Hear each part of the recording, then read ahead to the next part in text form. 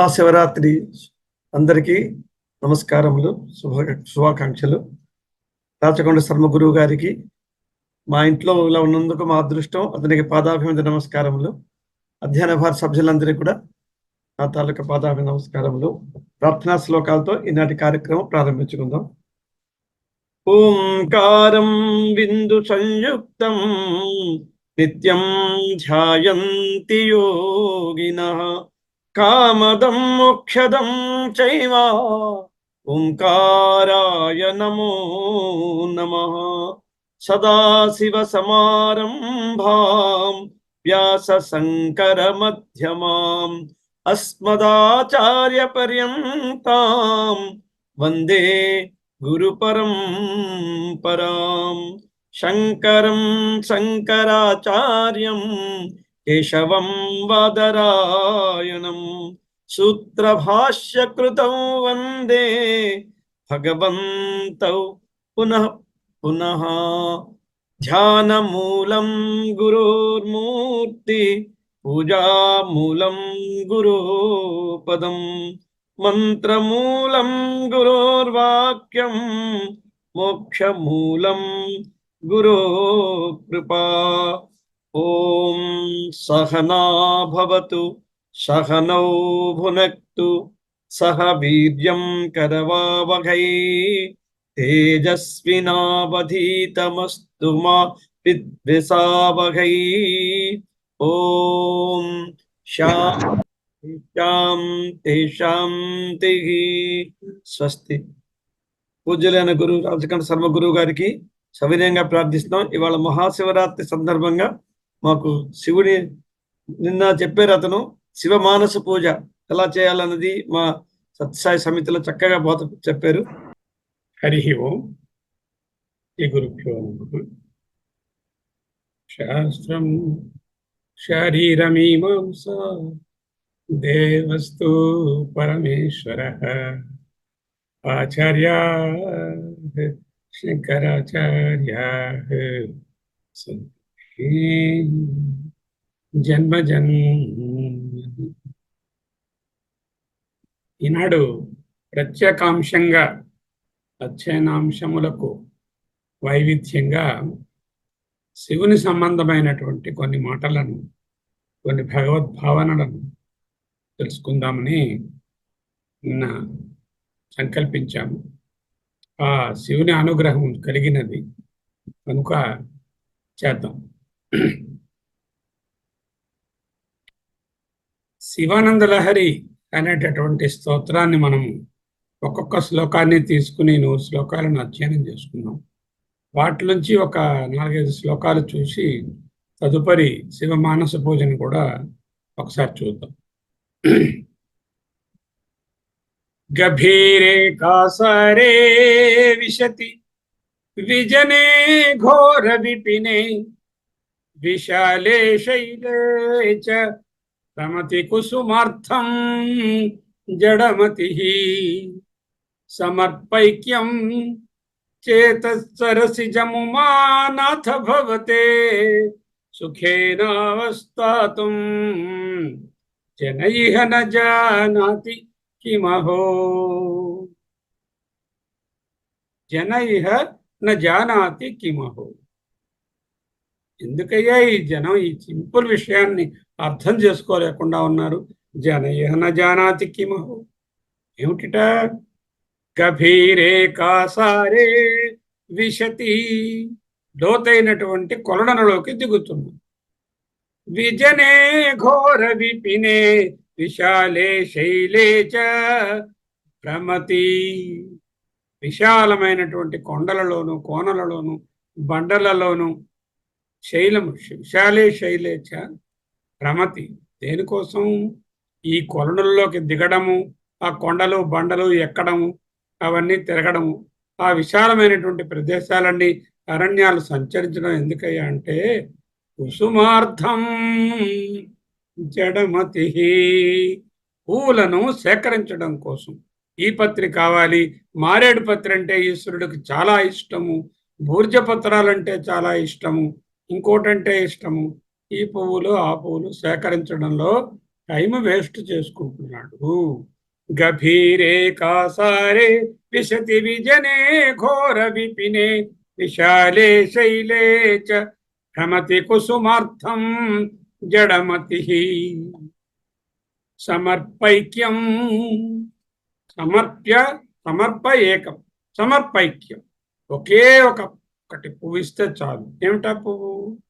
చేత సరసిజం, మనస్సు అనేటటువంటి సరసిజాన్ని, మనస్సు అనే పుష్పాన్ని, మనోహృదయ కమలాన్ని చేత సరసిజం సమర్పైక్యం. ఓ మానాథ భవతే, ఓ మానాథ భవానీకు తే సమర్పించడం మర్చిపోయాడు. ఏమిటి? హృదయాన్ని. అది సమర్పిస్తే ఈ బాహ్య పూజ అక్కరలేదు. హృదయాన్ని సమర్పించదలుచుకుంటే బాహ్య పూజలు చేస్తే మంచిదే, చేయకపోయినా పర్వాలేదు. గభీరే కాసారే విశతి విజనే ఘోర విపినే విశాలే శైలే చ భ్రమతి కుసుమార్థం జడమతి సమర్పైక్యం చేతసరసిజం ఉమానాథ భవతే సుఖేనావస్థాతుం. ఎంతో హాయిగా సుఖంగా ఈ మానస పూజ చేసుకోవచ్చు కదా. జనైహ న జానాతి కిమహో. అయ్యో, జనులు ఇంత సింపుల్ విషయాన్ని, ఇంత మంచి పుష్పాన్ని హృదయంలో ఉంచుకొని అక్కడ తిరుగాడుతున్నారే, వాపోయారు. వటురువా గేహీవా యతిరపి జటీవా తదితర్నరోవా యః కశ్చిత్ భవతు భవ కిం తేన భవతి. వటురువా బ్రహ్మచారి కావచ్చు, గేహీవా గృహస్థుడు కావచ్చు, వటురువా గేహీవా యతిరపి జటీవా, యతి అయి ఉండొచ్చు మునీశ్వరుడిలాగా, లేకపోతే జటి అంటే ఒక సన్యాసిలాగా ఉండవచ్చు, జడులా కూడా ఉండవచ్చు. తదితర నరోవా, ఇక్కడ చెప్పబడినటువంటి టైప్ ఆఫ్ పీపులే కాకుండా ఇంకా ఏ వర్ణ ఆశ్రమ ధర్మాలలో ఉన్నవాళ్ళైనా అయ్యే ఉండవచ్చు. వటురువా గేహీవా యతిరపి జటీవా తదితర నరోవా యః కశ్చిత్ భవతు. ఒకనొకడు ఏదైనా అవుతే అవని, ఏదైతే నాకేమి. భవతు భవ కిం తేన భవతి. యతి అవడం వలన, బ్రహ్మచారి అవడం వలన, జటి అవడం వలన, లేకపోతే గృహస్థుడు అవడం వలన ఏమిటి వ్యత్యాసము? వటురువా గేహీవా యతిరపి జటీవా తదితర నరోవా యః కశ్చిత్ భవతు భవ కిం తేన భవతి. అయితే ఏమిటి ఇంపార్టెంట్? యదీయం హృత్పద్మం, యదీయం ఎవరిదైనటువంటి, హృత్పద్మం మనసు అనేటటువంటి కమలము, హృదయ కమలాన్ని, యది భవదధీనం పశుపతే. యదీయం హృత్పద్మం యది భవదధీనం పశుపతే త్వదీయస్త్వం శంభో. అటువంటి వారికే ఓ శంభో, వారి యొక్క భవతు భవభారంచ వహసి, నువ్వు వాళ్లే అయిపోతావు. అంతేకాకుండా వాళ్ళ సకల భారములను వహసి వహిస్తావు. యోగక్షేమం వహామ్యహం అని చెప్పారు కదా. వటురువా గేహీవా యతిరపి జటీవా తదితర నరోవా యః కశ్చిత్ భవతు భవ కిం తేన భవతి. యదీయం హృత్పద్మం యది భవదధీనం పశుపతే త్వదీయస్త్వం శంభో భవసి భవభారంచ వహసి. ఈ విధమైన మానస పూజ ద్వారా ఈశ్వరుణ్ణి దర్శించడం అత్యంత సులభము, అత్యంత సన్నిహితము, అత్యంత శ్రేయస్కరం. ఎందుకుట? ఫలాద్వా పుణ్యానాం మయి కరుణయా వా త్వయి విభో ఎన్నో పుణ్యాలు చేశాను, కర్మలు చేశాను, పూజలు చేశాను, అర్చనలు చేశాను, తీర్థయాత్రలు చేశాను, విశ్వేశ్వరుని కోవిలను 16 సార్లు దర్శించాను, గంగానదిలో మునకలు వేశాను. ఈ పుణ్య పరిపాకము వలన ఫలద్వ పుణ్యానాం మయి కరుణయా వా త్వయి విభో, నీ తాలూకా కృప వలనను లేక నా పుణ్య పరిపాకము వలనను ప్రసన్నేపి స్వామిన్ భవదమల పాదాబ్జయుగలం, భవత్ నీ యొక్క అమల పాదాబ్జయుగలం, నిర్మలమైనటువంటి నీ పద పద్మములు నాకు ప్రసన్నే అపి, కళ్ళకు కట్టినట్లుగా ఎదురుగా కనిపించాయి అనుకో. ఎప్పుడు ఫలద్వ పుణ్యానాం మయి కరుణయా వా త్వయి విభో, నీ కారుణ్యము వలననో నా పుణ్య ఫలము వలననో నా వెలితో నీ వెలితో జగన్మోహనాకార అంటూ వస్తారు అన్నమాచార్య. ఫలద్వ పుణ్యానాం మయి కరుణయా వా త్వయి విభో ప్రసన్నే అపి స్వామిన్ భవదమల పాదాబ్జయుగళం. అన్ని పుణ్యాలు చేసుకుని కైలాసం అనేటటువంటిది ఎక్కడో ఉన్నది అని శివుని దగ్గరకు వెళ్ళి ఊహించుకుని ఆయన పాదాలను చూద్దామని లైన్లో నిలబడితే అక్కడున్నారట జనము. ఇవాళ మన కోవిళ్ళలో ఉంటారే అంతకన్నా ఎక్కువగా ఉన్నారట. కథం పశ్యేయం మాం నేను కథం పశ్యేయం, how can I see your feet, ఆ అమల పాదాబ్జయుగళం నాకు ఎలా కనబడుతుంది, ఎందుకు కనబడటం లేదుట. స్థగయతి నమ సంభ్రమ జుషాం, నమః సంభ్రమ జుషాం, నమస్కరిద్దాము అనేటటువంటి సంభ్రమంలో ఆరాధనలో ఉన్నటువంటి వాళ్ళందరూ లైన్ కట్టేశారు. వాళ్ళు స్థగయతి మూసేశారు, కవర్ చేసేశారు ఈ పాదాలు కనబడకుండా. ఎందువల్ల అక్కడ దేవతలు, దేవేంద్రుడు, మిగతా వాళ్ళు నిలింపానాం శ్రేణి, నిలింపానాం, నిలింపులు అంటే దేవతలు, వాళ్ళ శ్రేణి అంటే వరుసలు, గుంపులు. నిలింపానాం శ్రేణి నిజ కనక మాణిక్య మకుటై, నిజా వాళ్ళ యొక్క కనక బంగారంతో చేసిన మాణిక్యాలు పొదగబడినటువంటి మకుటై, పెద్ద పెద్ద కిరీటాలతో వాళ్ళు స్థగయతి మూసేస్తున్నారు, నాకు కనబడకుండా చేస్తున్నారు. నువ్వు అనేకంగా బాహ్య పూజలు చేసి ఒకవేళ ఈశ్వరుని కృప వలన ఈశ్వర దర్శనాన్ని పొందితే కూడా, కైలాసానికి వెళ్ళాను అనుకుంటే కూడా ఆయన పాదాలను చూడడం వశము కాదు. ఎందుకు కాదుట? నిలింపానాం శ్రేణి నిజ కనకమాణిక్యమకుటై నమ సంభ్రమజుషాం స్థగయతి, మూసేస్తున్నారు. కథం పశ్యేయం మాం, నా చేత ఏ విధంగా దర్శించబడతాయి? How can I see your feet? ఫలాద్వా పుణ్యానాం మయి కరుణయా వా త్వయి విభో ప్రసన్నే అపి స్వామిన్ భవదమల పాదాబ్జయుగళం. కథం పశ్యేయం మాం స్థగయతి నమ సంభ్రమజుషాం నిలింపానాం శ్రేణి నిజ కనకమాణిక్యమకుటై. చిన్న అంతరార్థం ఉంది. నిలింపులు అంటే దేవతలు, దేవతలు అంటే ఏమిటి? ఇంద్రియాలు. ఈ ఇంద్రియాలు, ఇంద్రియ వ్యాపారాలు ఎంతో అధికంగా ఉంటే నేను ఎంత పుణ్యం చేసినా, ఒకవేళ నీ కరుణ ఉన్నా కూడా నిన్ను నేను నా యందు దర్శించుకోలేను. ఎందుకు? ఇగో ఈ ఇంద్రియ వ్యాపారాలు, దేవతలు. ఇంద్రియాలు అంటే దేవతలు, దేవత అంటే ఇంద్రియాలు. మనకు దేవ శబ్దానికి ఇంద్రియాలని అర్థం తెలుసు కదా. ఈ నిలింపులు, ఈ దేవతల గుంపు, ఈ ఇంద్రియాలు, ఇంద్రియ పరంపరలు, వాటి తాలూకా వ్యాపారాలు, వృత్తులు ఎంత ఎక్కువగా ఉన్నాయంటే, నేనేదైనా కొంచెం పుణ్యం చేసుకుంటే కూడా, నువ్వు కరుణిస్తే కూడా నీ అనుభవము నాకు కలుగుట లేదు.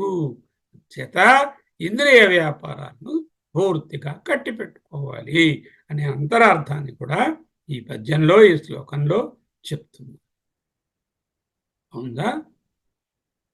సదా మోహాటవ్యాం చరతి, సదా ఎల్లప్పుడూ మోహ అటవ్యాం చరతి, మోహం అనేటటువంటి అడవిలో తిరుగుతున్నాను. యువతీనాం కుచగిరౌ నటతి, స్త్రీల యొక్క శరీర అవయవాలు విషయ భోగాలలో నటతి, నాట్యం చేస్తున్నాను. సదా మోహాటవ్యాం చరతి యువతీనాం కుచగిరౌ నటతి,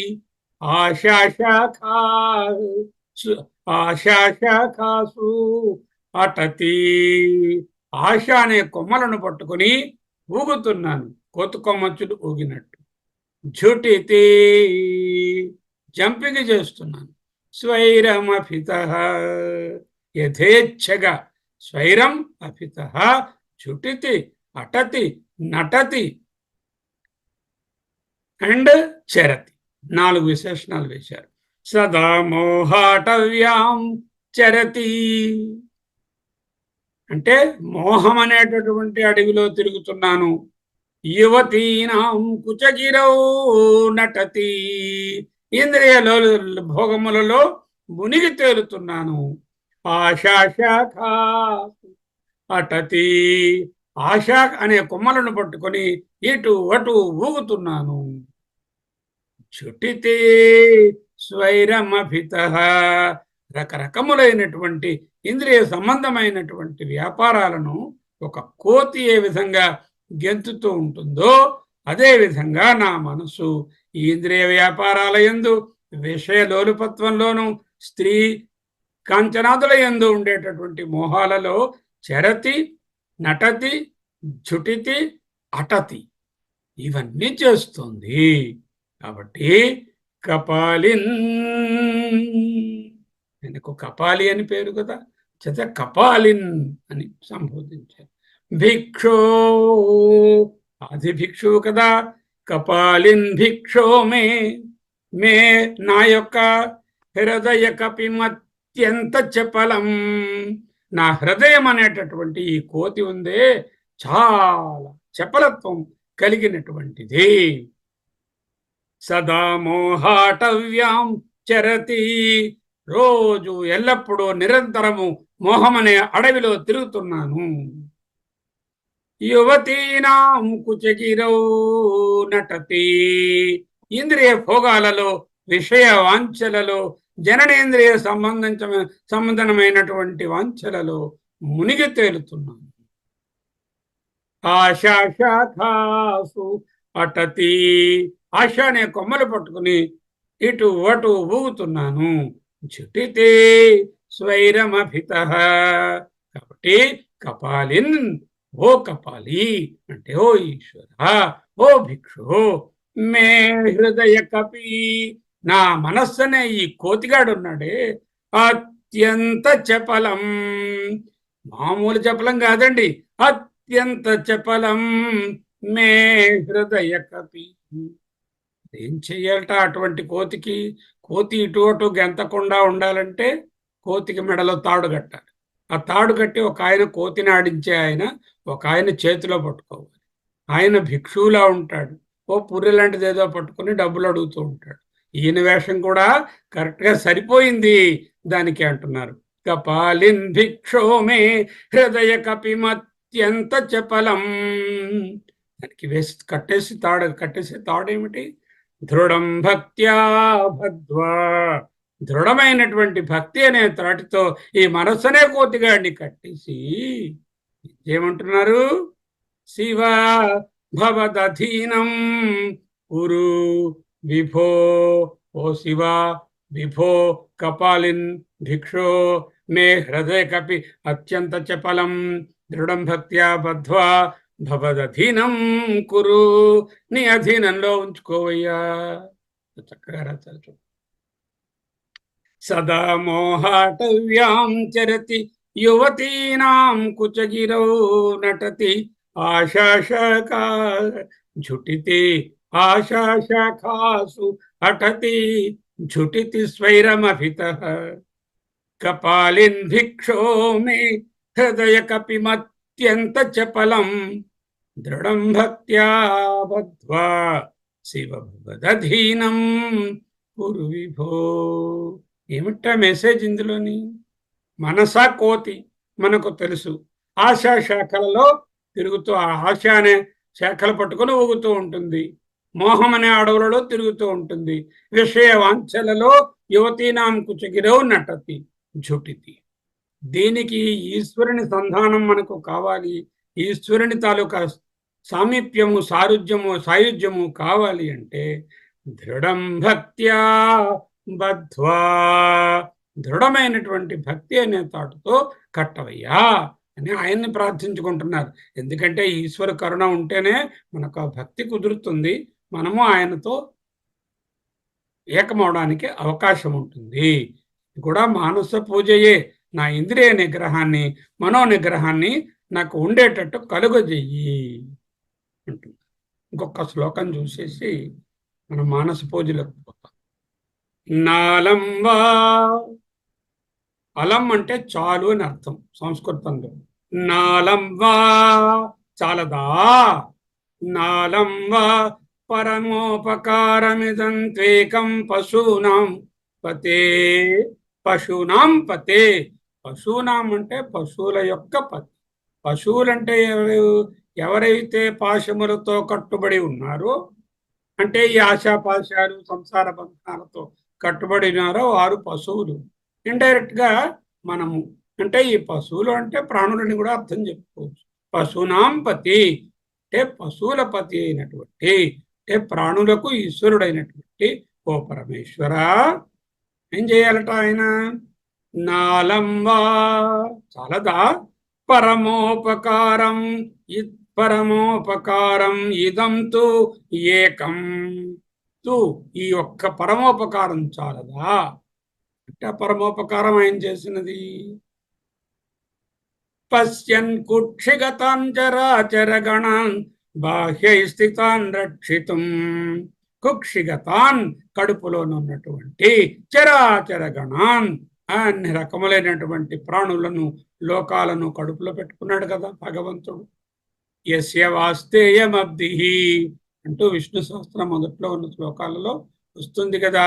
ఆ పొట్టలోనే ఈ 14 భువనాలు ఉన్నాయి కదా. పశ్యన్ కుక్షిగతాన్ చరాచర గణాన్, కుక్షిగతాన్ కడుపులోనున్నటువంటి చరాచర గణాన్ చర అచరములైనటువంటి సకల ప్రపంచాన్ని పశ్యన్ చూచి బాహ్యై స్థితాన్ రక్షితుం, ఇంకా ఏమైనా బాహ్యంగా ఉండేటటువంటి సృష్టి అనే ప్రపంచాన్ని చూసి వాటిని కూడా రక్షించాలి అని. విషం ఉన్నది, ఎవ్వరూ దగ్గరకు రాలేదు. ఆఖరకు విష్ణుమూర్తి వారు, బ్రహ్మదేవుడు గారు, ఇంద్రుడు గారు ఎవరు కూడా మనకెందుకులే అని చెప్పి అలా ఉంచేశారు. ఈయన మట్టుకు విషం తేవడానికి రెడీ అయిపోయారు. ఆ విషాన్ని తీసుకున్నారు. తీసుకుని మృంగితే ఏమవుతుంది? కడుపులో ఉన్నటువంటి లోకాలు చరాచర గణములు భస్మం అయిపోతాయి. పోనీ బయట వదిలేస్తే బాహ్య స్థితాన్, పైన ఉన్నవన్నీ కూడా మాడిపోతాయి. చేత పశ్యన్ కుక్షిగతాన్ చరాచర గణాన్ బాహ్యై స్థితాన్ రక్షితుం సర్వామర్త్య పలాయన ఔషధం. సర్వ అమర్త్య పలాయన ఔషధం. సర్వ అందరూ, అమర్త్యులు అంటే దేవతలు, మృతి లేనివారు. సర్వామర్త్య పలాయన ఔషధం, అందరు దేవతలు కూడా పారిపోయేటట్టు చేసేటటువంటి ఆ చేదు మందు ఔషధం. అతి జ్వాలాకరం భీకరం, ఎంతో జ్వాలలతో ఉన్నటువంటి భీకరమైనటువంటి ఆ విషపు అగ్నిని, ఆ విషాగ్నిని, ఆ విషాన్ని నిక్షిప్తం గరళం గళే, గరళం విషమును గళే నిక్షిప్తం, గళమునందే దాచి ఉంచావు, కడే నిలబెట్టావు. నగిలితం నోద్గీర్ణమేవ త్వయా నగిళితం, లోపలికి మింగలేదు. నా ఉద్గీర్ణం, బయటకు క్రక్కలేదు. బయటకు కక్కితే బాహ్య స్థితాన్ రక్షితుం, మింగితే చరాచర గణాన్ పశ్యన్ రక్షితుం. ఈ ఒక్క ఉపకారం చాలదా నాయనా నీకు, నువ్వే మహాదేవుడవు అని చెప్పడం అంట. నాలంబా చాలదా పరమోపకారం ఇదం తు ఏకం పశూనాం పతే పశ్యన్ కుక్షిగతాన్ చరాచర గణాన్ బాహ్యై స్థితాన్ రక్షితుం సర్వామర్త్య పలాయనౌషధం అతిజ్వాలాకరం భీకరం సర్వామర్త్య పలాయన ఔషధం అయినటువంటి గరళం నిక్షిప్తం గరళం గళే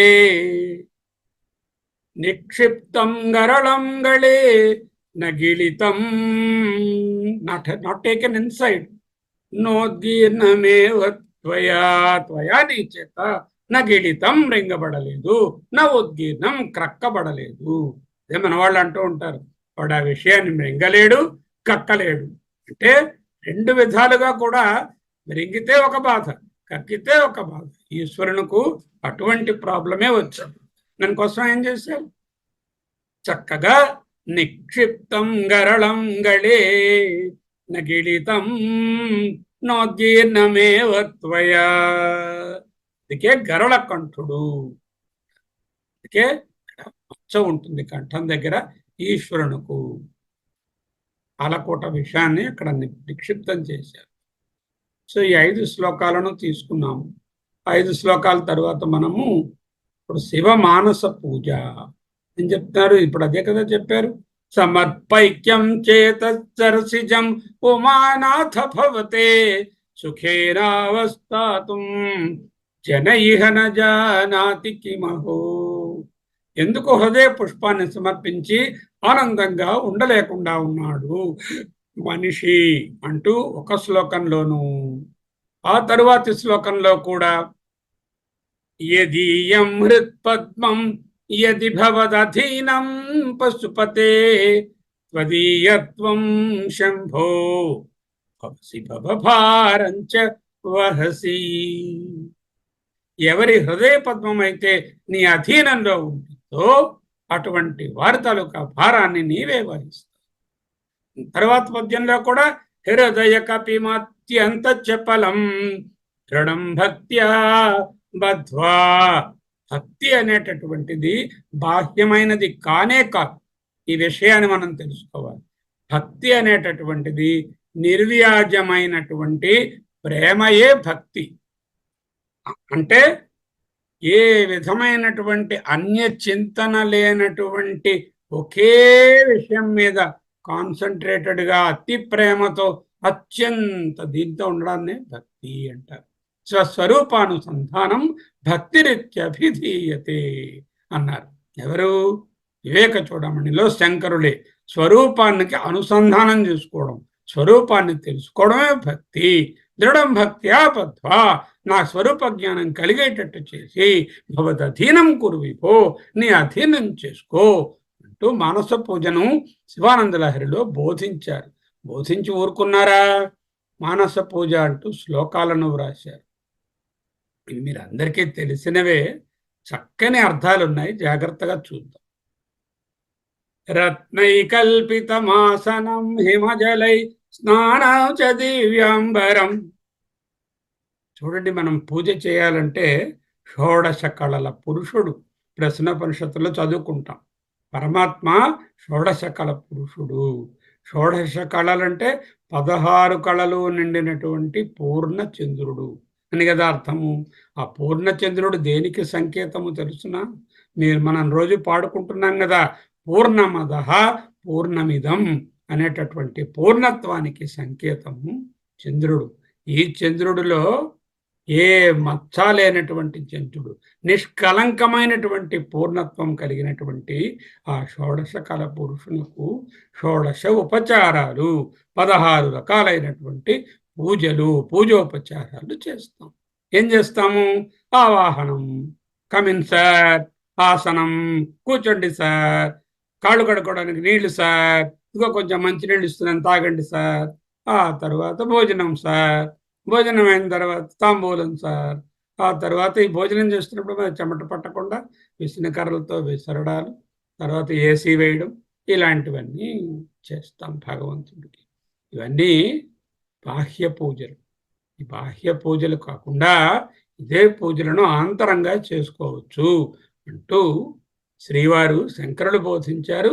ఇదే అంశాన్ని గ్రహించి నమాచార్యుల వారు కూడా తనువే గుడియట తలయే శిఖరమట పెను హృదయమే హరిపీఠమట అమరిన ఊర్పులే నా ఉచ్ఛ్వాస నిశ్వాసాలే ఆలవటములట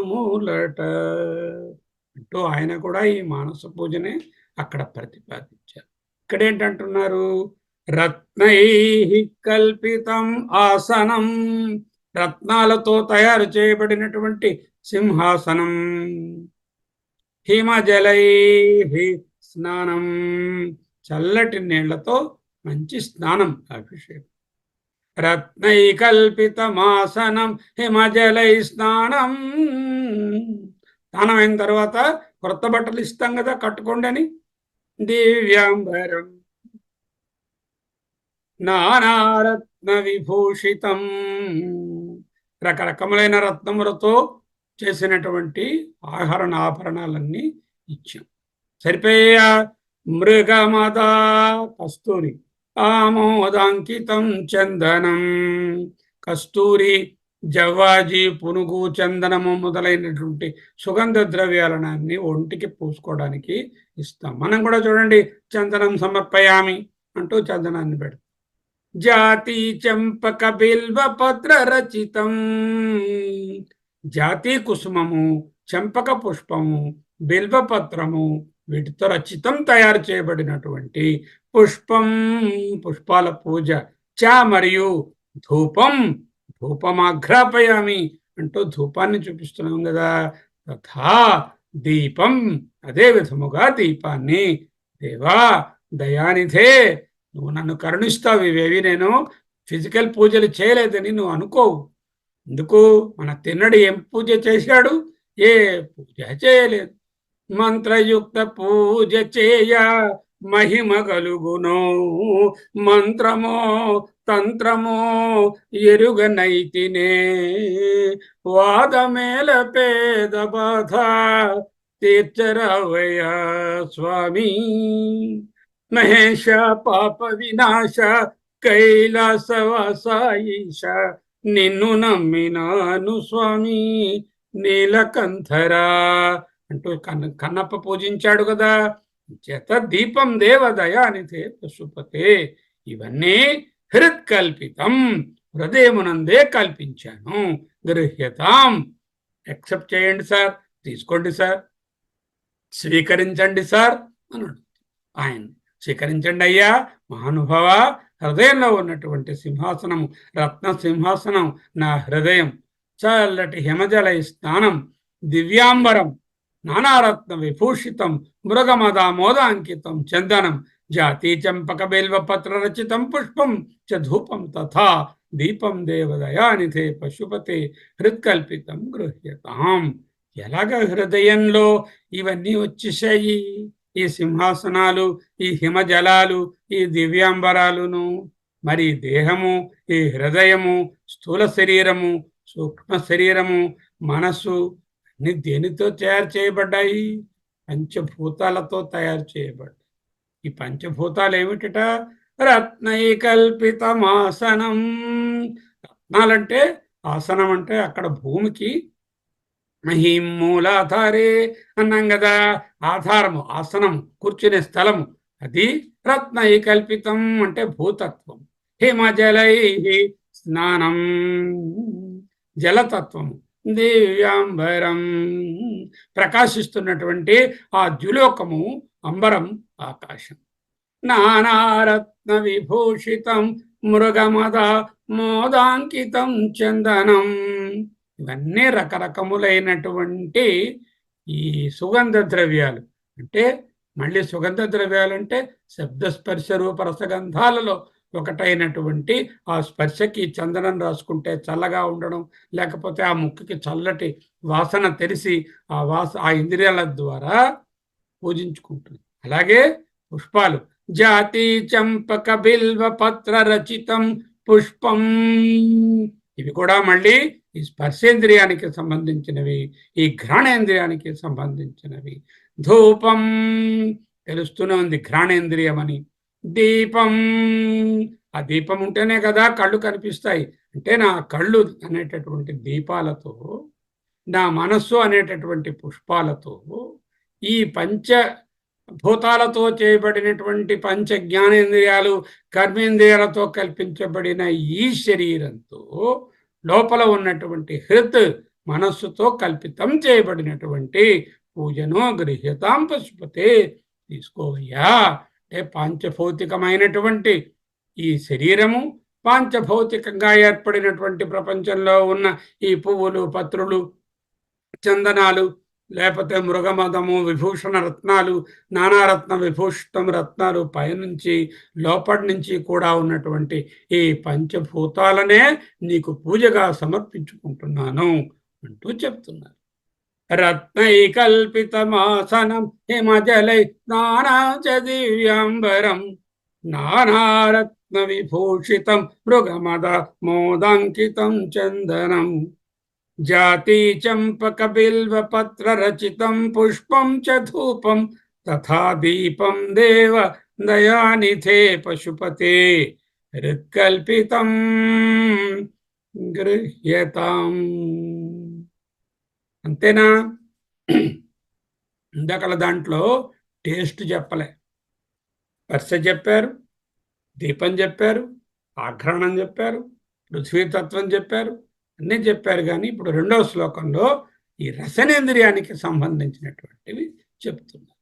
సౌవర్ణే నవరత్న ఖండ రచితే పాత్రే ఘృతం పాయసం, భక్ష్యం పంచవిధం పయోదధియుతం రంభాఫలం పానకం, శాకానామయుతం జలం రుచికరం కర్పూరఖండోజ్వలం, తాంబూలం మనసా మయా విరచితం, భక్త్యా ప్రభో స్వీకురు, మయా నాచే భక్త్యా భక్తితో విరచితం తయారు చేయబడినటువంటి ఈ ఉపచారాలను కూడా ప్రభో ఈశ్వర స్వీకురు, పరమేశ్వర స్వీకరించు.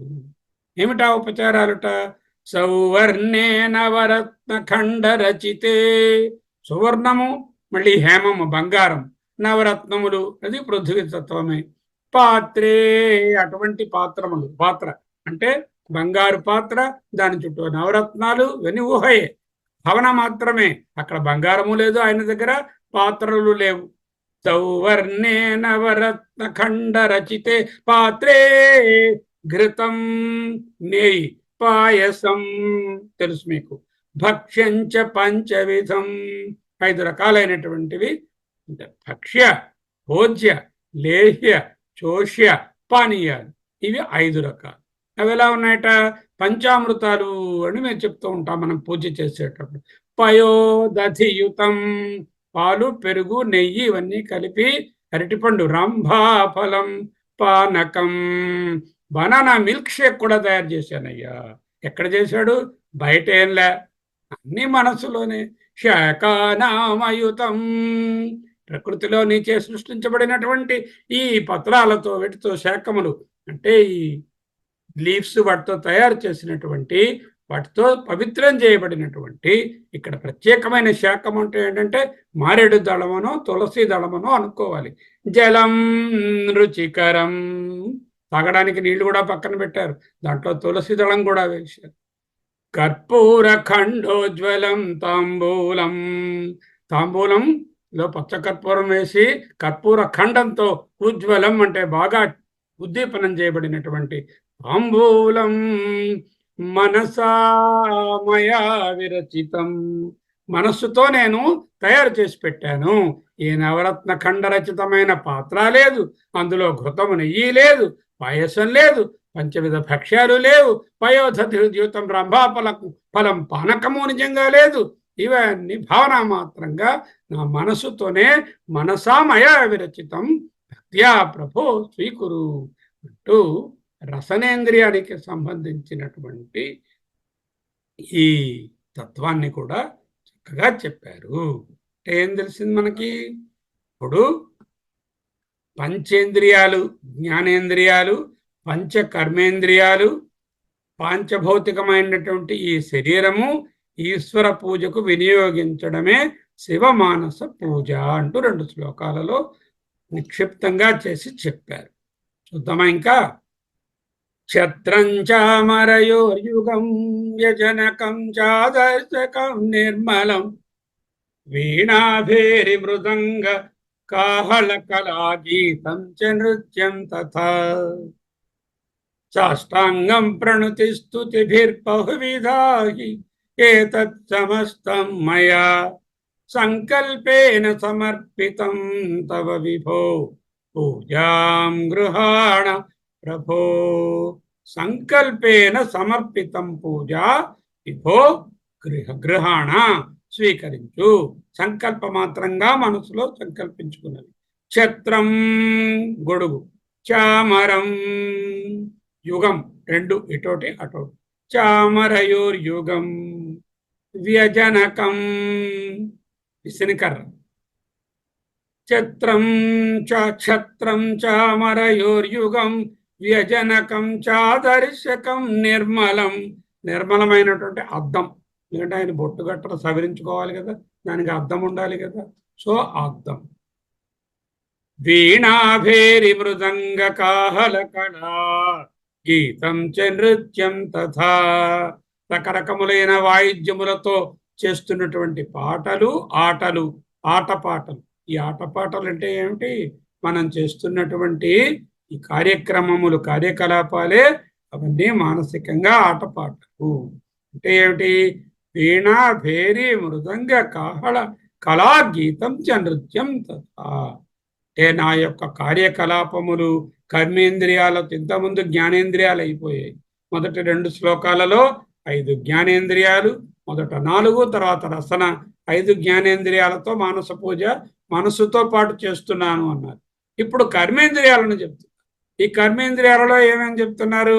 ఛత్రం గొడుగు పట్టుకోవడం, చామరయోర్యుగం వ్యజనకం చాదర్శకం నిర్మలం వీణాభేరి మృదంగ కాహళ కళా గీతం చ నృత్యం తథా. ఇవేనా? ఇంకా ఏం చేస్తున్నారు? సాష్టాంగం ప్రణుతి, శిరస్సు కిందకి తగిలేటట్టుగా అష్ట అంగ ప్రణామం, సాష్టాంగములు, అష్టాంగములు నేలకు మోసేటట్టుగా సాష్టాంగ ప్రణుతి. స్తుతిభిర్ బహువిధ, బహువిధములైనటువంటి స్తుతులు చేస్తుంది. అంటే వాక్కు. ఎన్ని కర్మేంద్రియాలు చెప్పారు ఇక్కడ? ఛత్రం చామరయోర్యుగం వ్యజనకం చాదర్శకం నిర్మలం సాష్టాంగం ప్రణుతి వీణాభేరి మృదంగ కాహళ కళా గీతం చ నృత్యం తథా సాష్టాంగం ప్రణుతి స్తుతిభిర్బహువిధాహి ఏతత్ సమస్తం మయా. ఇవన్నీ నా కర్మేంద్రియాలతో చేస్తున్నటువంటి అన్ని పనులు కూడా నీ యొక్క పూజయే. సంకల్పేన సమర్పితం, నా సంకల్పంలోనే ఇవన్నీ చేస్తున్నట్టుగా అనుకుంటున్నాను. తవా నీకు విభో, ఓ పరమాత్మ, పూజాం పూజను, గృహాణ గ్రహింపుమా, స్వీకరింపుమా ప్రభో. ఓ మంచి విషయాన్ని, మనస్సు బుద్ధికి సంబంధించినటువంటి ఇంద్రియాలను కూడా సమర్పించమని చెప్తుంది. ఆత్మాత్మం, నీవు నా యొక్క ఆత్మ, ప్రత్యేగాత్మ నీవే. గిరిజామతి, నా యొక్క బుద్ధి, ఆ శక్తి, ఆ గిరిజమ్మ, ఆ మధ్య గౌరమ్మ రాయగడలో ఉన్నమ్మా. ఏ అమ్మాయినా ఆ అమ్మాయి స్వశక్తి రూపం. కే ఆత్మాత్వం గిరిజామతి. మరి ఈశ్వరుడి చుట్టూ నందికేశ్వరుడు, ప్రమదగణాలు, ఆ పక్క షణ్ముఖ స్వామి, ఈ పక్క గణనాయకుడు, వీళ్ళు కూడా ఉన్నారు కదా సహచరులు. ఆ సహచరులు ఎవరయ్యా అంటే ప్రాణ, నా పంచ ప్రాణములే నీ సహచరుడు. ఆత్మాత్వ ఆత్మాత్వం గిరిజామతి సహచరా ప్రాణా. ఇద్దరు ఉండాలిగా, వాళ్ళకు ఇల్లు, కోవిల కావాలి కదా, ఏదో ఒకటి ఆలయం. శరీరం గృహం, ఇదే శరీరమే గృహమయ్యా మీకు. నా శరీరంలోనే మీరు నివసిస్తున్నారు అంటే ఆత్మ అయినా, బుద్ధి అయినా, ప్రాణాలైనా ఇవన్నీ కోశాలు కదా. బుద్ధి కోశము, ప్రాణకోశము, స్థూల ఇంద్రియాలు, సూక్ష్మేంద్రియాలు, ఇవి కూడా శరీరం గృహం. దేహో దేవాలయ ప్రోక్త జీవో దేవ సనాతన త్యజేత్ అజ్ఞాన నైర్మల్యం సోహం భావేన పూజయేత్ సహ అహం భావేన పూజయేత్. ఆ పరమాత్మయే నేననే భావంతో పూజ చేయవయ్యా. శరీరము దేవాలయం. ఎందుకు దేవాలయం అన్నారు? దేవాలయాన్ని శుభ్రంగా ఉంచుకుంటామా, ఉంచుకోమా? చేత శరీరాన్ని కూడా ఎంతో ఆరోగ్యంగా, ఆనందంగా దేవుడు ఉండేటటువంటి దేవాలయం ఏ విధంగా ఉంచుకుంటామో అలా జాగ్రత్తగా ఉంచుకోవాలి. దేహ ఆరోగ్యం ఉంటేనే, మానసిక ఆరోగ్యం ఉంటేనే భగవద్భక్తి కుదురుతుంది. దేహారోగ్యం లేకపోతే మోకాళ్ళ నొప్పులు, తలనొప్పి, గుండెపోటు, శ్వాస తీయలేను, వీటి మీద ధ్యాస ఉంటే ఇక మనస్సు పరమాత్మ దగ్గరికి ఎక్కడ వెళుతుంది? చేత శరీర ఆరోగ్యము అత్యంత ముఖ్యము. దీనికి ఏమిటంటే కావాలి? ఒకటి, శరీరంగా వ్యాయామం చేసుకోవడం టైం ప్రకారం. రెండు, మిత భోజనము, భిక్షాన్నం తిన్నట్టుగా భగవత్పాదులు చెప్పారు కదా, భిక్ష ఔషధం భుజ్యతం అన్నారు కదా.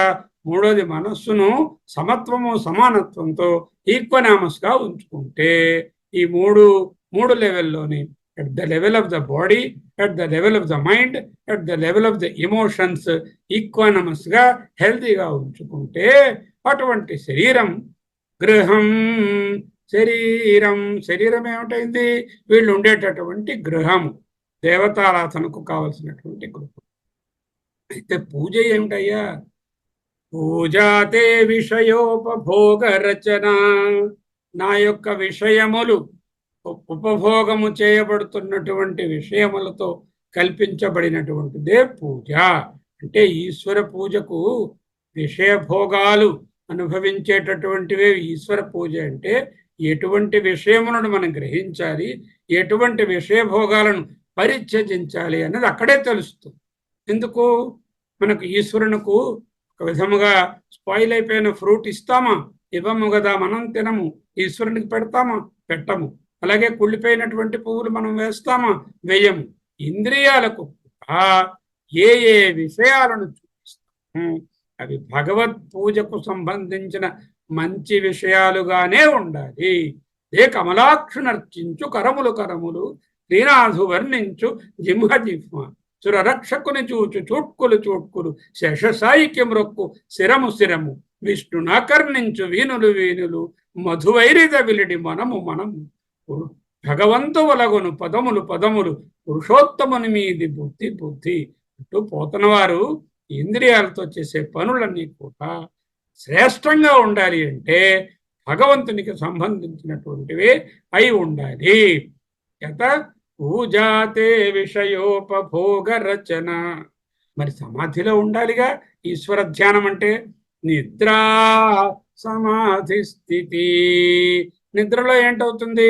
నాకు జగత్తుతో సంబంధం లేదు, భార్యాబిడ్డలతో ప్రాబ్లం లేదు, అధ్యయన భారతి మీటింగ్ చేయక్కర్లేదు, ఏ విధమైన ప్రపంచ వాసనలే నాకు లేదు. అటువంటి మనస్సు నిద్రిస్తోంది, ఇంద్రియాలు నిద్రిస్తున్నాయి. అటువంటి సుషుప్తిలో, సమాధిలో ఉండేది ఆత్మతత్వమే అని ప్రశ్నలో నేర్చుకున్నాం కదా. నిద్రా సమాధి స్థితి. ఇక సంచార పదయో ప్రదక్షిణ విధి. పాదములతో నేను చేసే నడకంతా కూడా నీకు చేసే ప్రదక్షిణము. అంటే ఏమిటి?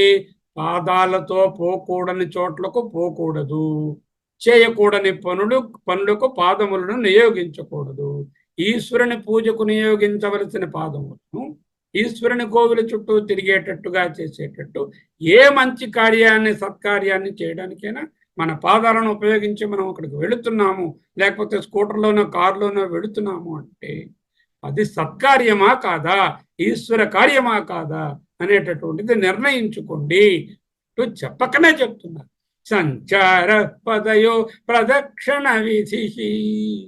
ఇక నేను మాట్లాడే మాటలు ఎలా ఉండాలి? స్తోత్రాణి సర్వగిర. గిర అంటే మాటలు, ఈ ఈశ్వర స్తోత్రముల్లా ఉండాలట మాటలు. నేను మాట్లాడే మాటలు హితభాషణము, మితభాషణము, సమభాషణం. ఈ మూడు పాళ్ళలో ఉండాలి. హితముగా ఉండాలి, మాట్లాడింది మితంగా ఉండాలి, మాట్లాడిన దాంట్లో భిన్నత్వం లేకుండా ఏకత్వాన్ని చూపించేటటువంటి మాటలే మాట్లాడు. అవే స్తోత్రాలు. మా మాటలే నీకు స్తోత్రాలు. అంటే నా మాటలు చెడు మాటలు మాట్లాడవలసిన పని లేదు, పరుషంగా ఎవరితోనూ మాట్లాడవలసిన పని లేదు. మూడు ఉంటాయిగా మనకు, కాయ, వాక్, మనసు. ఈ మూడిట్లో కూడా ఏ విధమైనటువంటి కల్తీ లేకుండా, హింస లేకుండా ఉండడమే స్తోత్రాణి సర్వగిరో. ఎంతెందుకయ్యా నేను చెప్పడం? కర్మేంద్రియాల గురించి చెప్పాను, జ్ఞానేంద్రియాల గురించి చెప్పాను, మనస్సు గురించి చెప్పాను. ఆత్మాత్వం గిరిజామతి సహచర ప్రాణ శరీరం గృహం సంచార పదయో ప్రదక్షిణ విధి. స్తోత్రాణి సర్వగిర పూజాతే విషయోపభోగరచన నిద్రా సమాధి స్థితి సంచార పదయో ప్రదక్షిణ విధి. స్తోత్రాణి సర్వగిర. నా దగ్గర ఏం లేవయ్యా, సమర్పించేశాను. కర్మేంద్రియాలను నీకు ఇచ్చేశాను, జ్ఞానేంద్రియాలను ఇచ్చేశాను, అంతఃకరణాన్ని కూడా సమర్పించాను. చేత యజ్జత్కర్మ కరోతి తత్తదఖిలం. యద్యత్ ఏ కర్మ కరోతి, ఏ కర్మలను పనులను ఇంద్రియాలతోనూ మనసుతోనూ చేస్తున్నానో, వాక్కుతోనూ, తత్ అఖిలం అవన్నీ కూడా శంభో తవ ఆరాధనం, నీ యొక్క పూజయే. యజ్జత్కర్మ కరోమి తత్తదఖిలం శంభో తవారాధనం. 4 శ్లోకాలలో మానస పూజ ఎలా చేసుకోవచ్చు? ఎందుకండి మానస పూజ? బాహ్యమైనటువంటి పూజ, బిగ్గరగా చేసేటటువంటి సంకీర్తనల కన్నా నెమ్మదిగా చేసేటటువంటివి, మనసులో చేసేటటువంటివి ఉత్తమమైనవని రమణ మహర్షి వారు బోధించగా మనం విన్నాం. కాయవాంగ్మనా కార్యముత్తమం పూజనం జపా చింతన క్రమాత్. కాయంతో చేసేటటువంటి పూజ కన్నా, వాక్కుతో చేసే జపము కన్నా, మనస్సుతో చేసే చింతన క్రమాత్ ఉత్తమం. Respectively in that order they are the better and the best.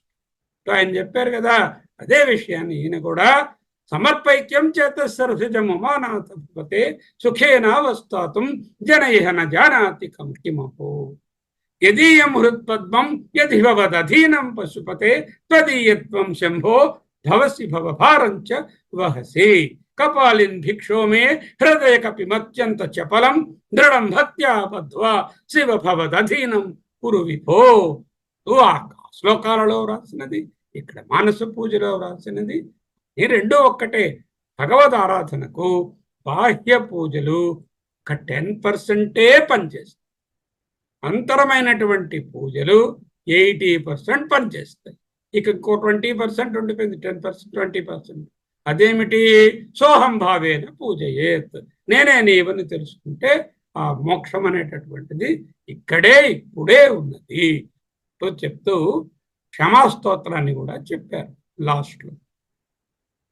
కరచరణకృతం వా కాయజం కర్మజం వా శ్రవణనయనజం వా మానసం అపరాధం విహితమవిహితం వా సర్వం ఏతత్ క్షమస్వ శివ శివ కరుణాబ్దే శ్రీ మహాదేవ శంభో. కర చరణ కృతం వా, కరచరణములతో చేసినటువంటిది గాని, వాక్ మాటతో, కాయజం వా అంటే నోటితో చేసేటటువంటి మాటలలో గాని, కర్మజం వా ఏ కర్మలైనా నేను చేస్తున్నానో అవి గాని, శ్రవణ నయనజం వా చెవులతోనూ కళ్ళతోనూ చూస్తున్నటువంటి వింటున్నటువంటి విషయాలలో గాని, లేక మానసం వా మనస్సులో గాని, అపరాధం ఏ తప్పు మార్గంలో ఒకవేళ నేను చూచినా వినినా ఆలోచించినా మాట్లాడినా కరచరణములతో తప్పుదారులు పట్టినా కూడా, విహితం అవిహితం వా, విహితం అంటే ప్రిస్క్రైబ్డ్ ఆర్డైన్డ్ అంటే ఏది చేయాలని శాస్త్రం నిర్దేశిస్తుందో అవి చేయడము విహితం. అవిహితం శాస్త్రం నిర్దేశించకుండా కూడా మనం లౌకికంగా ఎన్నో కార్యాలు చేయవలసి ఉంది. ఫర్ ఎగ్జాంపుల్, సంధ్యావందనం చేయండి, ఇదో శాస్త్రం శాంక్షన్ ఉంది. ఇతరులకు హెల్ప్ చేయండి అనేటువంటి డైరెక్ట్గా శాస్త్రంలో శాంక్షన్ ఉండదు. విహితం అవిహితం వా సర్వం ఏతత్ క్షమస్వ, వీటన్నిటినీ కూడా అపరాధం క్షమస్వ, అపరాధ క్షమా స్తోత్రం. శివ శివ కరుణాబ్దే శ్రీ మహాదేవ శంభో. కరచరణ కృతం వా కాయజం కర్మజం వా శ్రవణనయనజం వా మానసం వపరాధం, విహితమవిహితం వా సర్వం ఏతత్ క్షమస్వ. శివ శివ కరుణాబ్దే శ్రీ మహాదేవ శంభో. అందరూ ఓపెన్ చేయడానికి అవకాశాన్ని ఇస్తాను. మీరేం చేస్తారంటే చక్కగా ఒక్కొక్క శ్లోకాన్ని, మానస పూజ శ్లోకాలను నేను ఒక్కొక్క పదం చదివితే వెనకాల మీరు కూడా మనస్సులోనో బాహ్యంగానో చదవవచ్చు. రత్నైకల్పితమాసనం కల్పితమాసనం హిమజలైః స్నానం స్నానం చ దివ్యాంబరం దివ్యాంబరం నానారత్న విభూషితం విభూషితం మృగమదామోదాంకితం చందనం మృగమదామోదాంకితం చందనం జాతీ చంపక జాతీ చంపక బిల్వపత్ర రచితం బిల్వపత్ర రచితం పుష్పం చ ధూపం తథా పుష్పం చ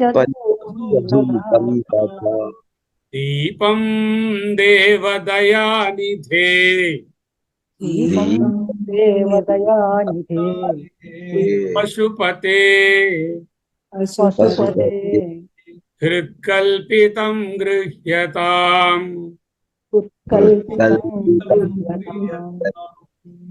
రెండవ శ్లోకం. సౌవర్ణేన వరత్న ఖండ రచితే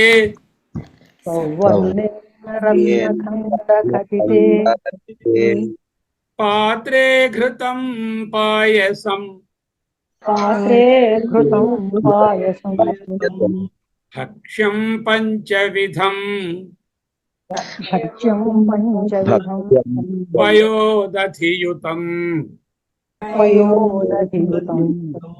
రంభాఫలం పానకం శాకానామయుతం జలం రుచికరం కర్పూరఖండోజ్వలం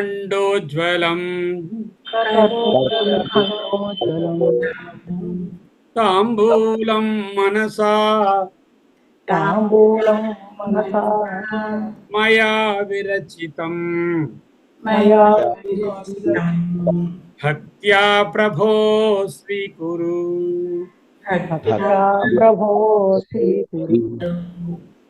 ఛత్రం చామరయోర్యుగం వ్యజనకం వ్యజనకం ఆదర్శకం నిర్మలం ఆదర్శకం నిర్మలం వీణాభే మృదంగ వీణాభే మృదంగ కాహల కళాగీతం కాహళకళాగీతం చ నృత్యం తథా నృత్యం తథా సాష్టాంగం ప్రణుతిః సాష్టాంగం ప్రణతి స్తుతిభిర్బహువిధాః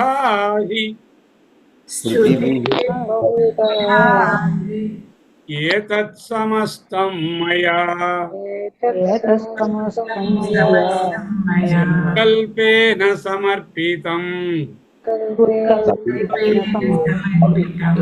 తవ విభో పూజం గృహాణ ప్రభో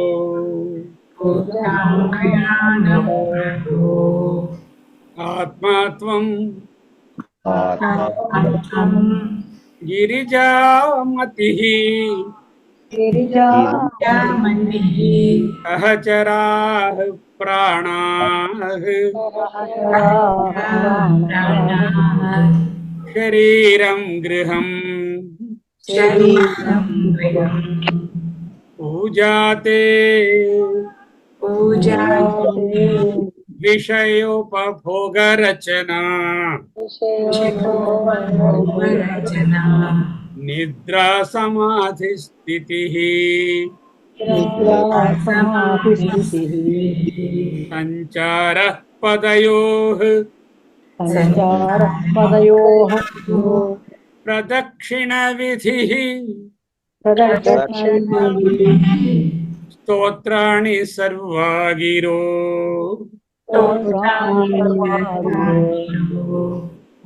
యజ్జత్కర్మ కరోమి తత్తదఖిలం శంభో తవారాధనం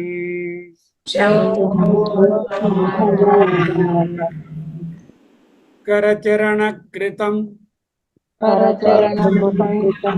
వాక్కాయజం కర్మజం వా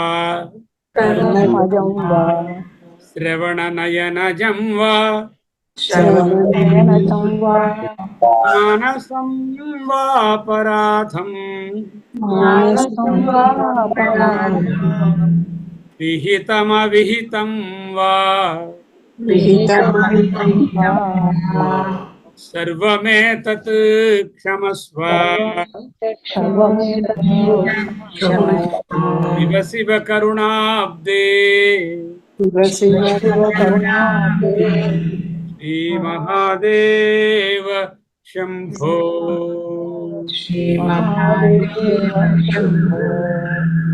ఇది శివ మానస పూజా స్తోత్రం సంపూర్ణ